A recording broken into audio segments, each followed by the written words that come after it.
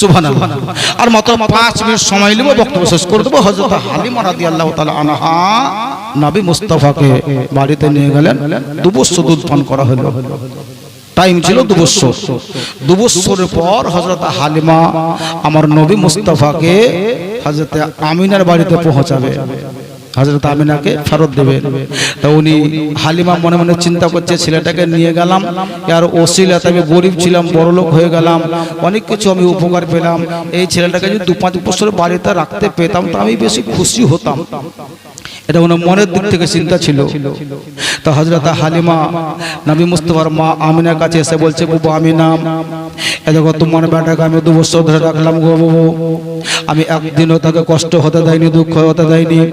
এই দেখো তোমার বেটা তোমার হাতে ফেরত দিয়ে দিলাম, তুমি বুঝে নাও তোমার বেটাকে। যখন হযরত হালিমা নবী মুস্তাফাকে ফেরত দিলেন, হযরত আমিনা বলছেন, বলে হালিমা গো, বর্তমানে মক্কার পরিস্থিতি খুবই খারাপ, আবহাওয়া খুব ভালো নয়, যদি পারো তো তুমি আমার বেটাকে 2-4 বছর বাড়িতে রাখো গা। যখনই কথাটি বলা বাবা হযরত হালিমা রাদিয়াল্লাহু তাআলা আনহা একেবারে বাজ পাখির মতো টান মেরে আমার নবী মুস্তাফাকে হযরত হালিমা যেন নিয়ে সিনাতে লাগালেন। হযরত হালিমা রাদিয়াল্লাহু তাআলা আনহা নবী মুস্তাফা কে নিয়ে আবার মক্কা থেকে সুবহানাল্লাহ তায়েফ নগর চলে গেলেন। বাবা হযরত হালিমা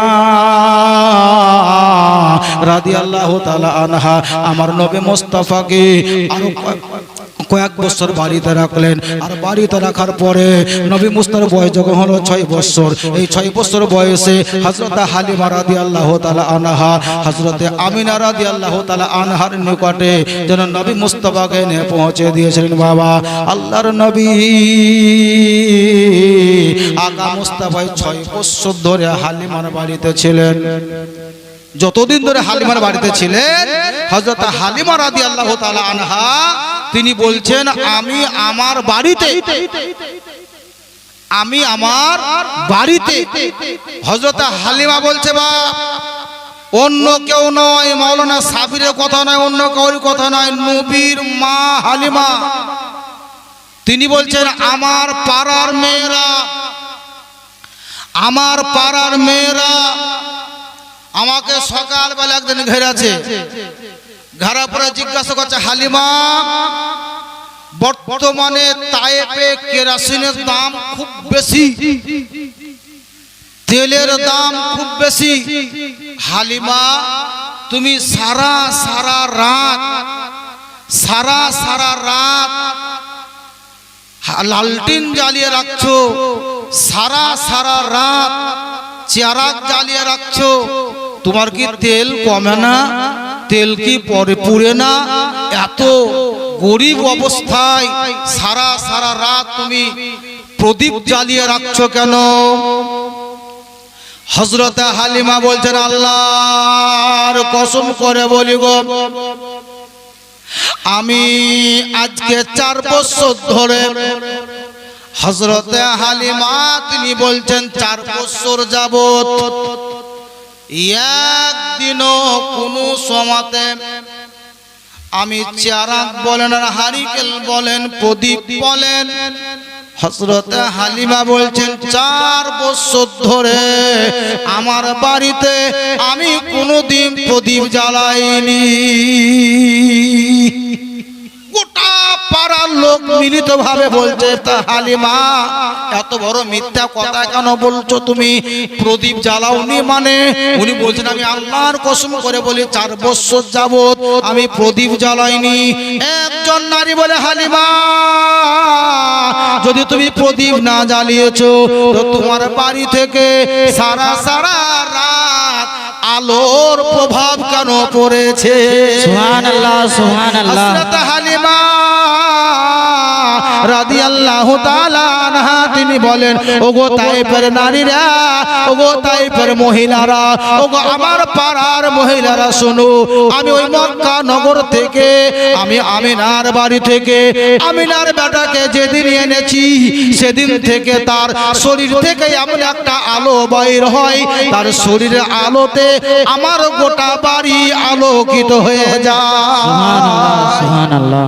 হালিমা রাদিয়াল্লাহু তাআলা তিনি বলছেন, আমার বাড়িতে 4 বছর ধরে চেহারা নব্য জ্বালায়নি, তার কারণে আমার বাড়িতে যে সন্তানটি আছে যাকে তোমরা গরিব বলেছিলে, এতিম বলেছিলে, ওই ছেলেটির শরীর থেকে একটা আলো বাইর হয়, যার আলোতে আমার গোটা বাড়ি আলোতে আলোকিত হয়ে যায়। জোরে বলেন সুবহানাল্লাহ। সুবহানাল্লাহ। আয়াতে কারিমা তেলাওয়াত করেছিলাম মুহাম্মাদুর রাসূলুল্লাহ সাল্লাল্লাহু তাআলা আলাইহি ওয়াসাল্লাম। আল্লাহ তাআলা আমাদের সবাইকে যতটুকু সুযোগ সুবিধা দিলেন, এখানে আমরা বসে জালসা মাহফিল করলাম। সিরনিটা নিয়ে আসেন, সিরনি। সিন্নি সুবহানাল্লাহ। তাড়াতাড়ি চলে আসেন। এবারে আর আলোচনা না করে বক্তব্য এখানে করব ইতি। 12 জনের মধ্যে মনে হয় একটা বাকি থেকেই গেল, আর 5000 টাকা লোক খুঁজেই পেলাম। আর হয়তো হবে না, আর বেশি বাড়াবো না। তবে যদি পারেন তো 1200 টাকা একটা লোক দিন দেন না, ছেড়ে দেবো, ধরবো না, হবে না 1200 টাকা। তাহলে 12টা লোক খুঁজে যেত, 11 নম্বর হয়ে আছে মনে হয়, হবে না 1200 টাকা, বেশি নেবো না, শেষ করে দেবো। 12ই রবিউল আউয়ালে ওসিলাতে চেয়েছিলাম, জি 12ই রবিউল আউয়ালের ওসিলাতে ছিল। আসলে দিবে তো দিবে কত, লোকজন যে হারিয়ে গেল। যাই হোক বাবা, দিবেন না, সেটা আপনার ব্যক্তিগত ব্যাপার। যাই হোক, আর আলোচনা তেমন কিছু বাড়াবো না, রাত্রি প্রায় 10টা পার, সেহেতু আর সময় নষ্ট করবো না। কোরআন শরীফ থেকে আয়াতে কারিমা তেলাওয়াত করেছিলাম মুহাম্মাদুর রাসূলুল্লাহ, মুহাম্মদ সাল্লাল্লাহু তাআলা আলাইহি ওয়াসাল্লাম আল্লাহর রাসূল। এই বলে আমার বক্তব্য এখান থেকে করলাম ইতি। পরের মধ্যে ভুল ত্রুটি ক্ষমা প্রার্থী। ওয়া মা আলাইনা ইল্লাল বালাগ। আসসালামু আলাইকুম ওয়া রাহমাতুল্লাহি ওয়া বারাকাতুহু। আস্তাগফিরুল্লাহ রাব্বি মিন কুল্লি যামবি ওয়া আতুবু ইলাইহি।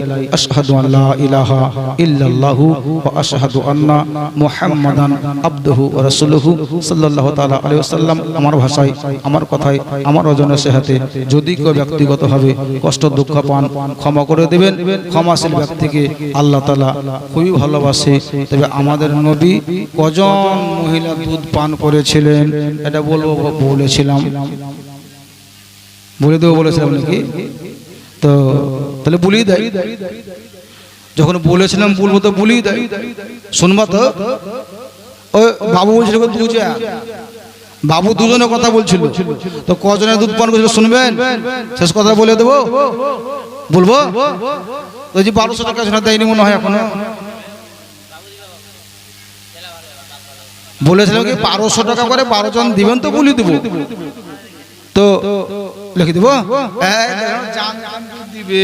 তাকান তাকান দেখছে জি দিবে না, মানে যার শেষ ভালো তার সব ভালো, তার মানে বাবু শোনা 1200 টাকা জোরে তুমি নারায়ে তাকবীর, নারায়ে রিসালাত, মাসলাকে আলা হযরত বলে জিন্দাবাদ, জশ্ন ঈদ মিলাদুন নবী বলে জিন্দাবাদ। আমাদের নবী মুস্তাফা কজন মহিলা দুধ পান করেছিলেন? অনেকে ভাবে 2 জন, কিন্তু না, আমার নবী মুস্তাফা টোটাল 4 জন নারীর দুধ পান করেছিলেন। কজন বললাম? কজন? 4 জন। তার মধ্যে একজনের নাম হযরতে আমিনা, 2 জন হযরতে উম্মে, কি নাম বললাম? আইমান, আর 3 নম্বর হযরতে সুয়াইবা আবু লাহাবের বাঁধি, আর 4 নম্বর হযরতে হালিমা রাদিয়াল্লাহু তাআলা আনহা। কয়জন বললাম? 4 জন। নামটা মনে রাখবেন। বাবুরা, নবী মুস্তাফা কজন মহিলা দুধ পান করেছিলেন এটা আপনি মনে রাখেন, কুইজ আসতে পারেন। 4 জন মহিলা দুধ পান করেছিলেন। 1 নম্বর হলো হযরতে আমিনা, 2 নম্বর হযরতে হালিমা, 3 নম্বর উম্মে আইমান। কি নাম বললাম? উম্মে আইমান। আর 4 নম্বর হলো সুয়াইবা। এই 4 জন নারী দুধ আমার নবী মুস্তাফা ছোটবেলায় পান করেছিলেন। তার মানে যেদিন নবী মুস্তাফা দুনিয়াতে এসেছিলেন সেই দিন আমিনা রাদিয়াল্লাহু তাআলা আনহা দুধ পান করেছিলেন। তারপরে হযরত সুয়াইবা, তারপরে উম্মে আইমান আর হযরত হালিমা রাদিয়াল্লাহু তাআলা আনহার দুধ পান করেছিলেন তায়েফ নগর বাড়িতে গিয়ে। নবী মুস্তাফার 4 জন দুধ মা ছিলেন, রাজাই মা ছিলেন। এটা বলার ছিল, বলে দিলাম, আর আলোচনা রাখবো না। এতক্ষণ ধরে বসে বসে নবীর শানে দরুদ পাঠ করলেন, আর বসে রাখবো না। এবার সবাই মিলে দাঁড়িয়ে একবার জোরে সোরে নবী মুস্তাফার সানে সালাত সালাম পড়েন ইয়া নবী আলাইকা ইয়া রাসূল সালামু আলাইকা